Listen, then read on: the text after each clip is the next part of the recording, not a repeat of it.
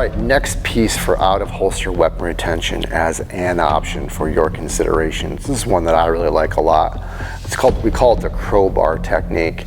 And this is one that we can use if someone is grabbing with two hands onto the weapon, if they get a 2-on-1 versus the weapon. So for example, if I have Chris here and he's going for a 2-on-1 on the weapon, remember, also he's showing lethal intent, so I do have the option here to discharge my weapon, probably going to be justified. Other things that I can do is I can start to attack his face from here, right? I can start to soften him up. Might not be a bad idea. Soften him up with a hammer fist or a punch, and then we shoot our arms through. Here, I shoot my arms through where I want to stay close to where his hands meets his wrists so that I have the most leverage. I shoot my hand through flat, and then I go thumb high. Got the goopy thumb going on here. I go thumb high so I have leverage here. I want to create that leverage, right? Just so you know. This may also be important because you may not be able to discharge your weapon because look where you might have your long finger trapped. You might not be able to because my finger's trapped now. Maybe I can get it there, maybe I can't. So I need to have other options. Make sense? But getting back to the technique. Shooting my hand through flat, then I'm going to go thumb high.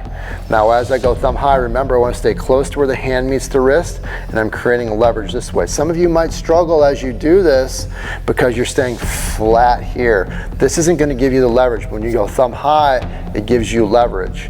So now I start to lever. Remember, this is called the crowbar technique. I'm going to start to lever now. As I do, I'm rotating the pistol in the opposite direction, explosively here. For training purposes, you can try it from here, or you might want to put your finger underneath the trigger guard. That might give you a little bit better idea here. So I'm twisting toward me explosively.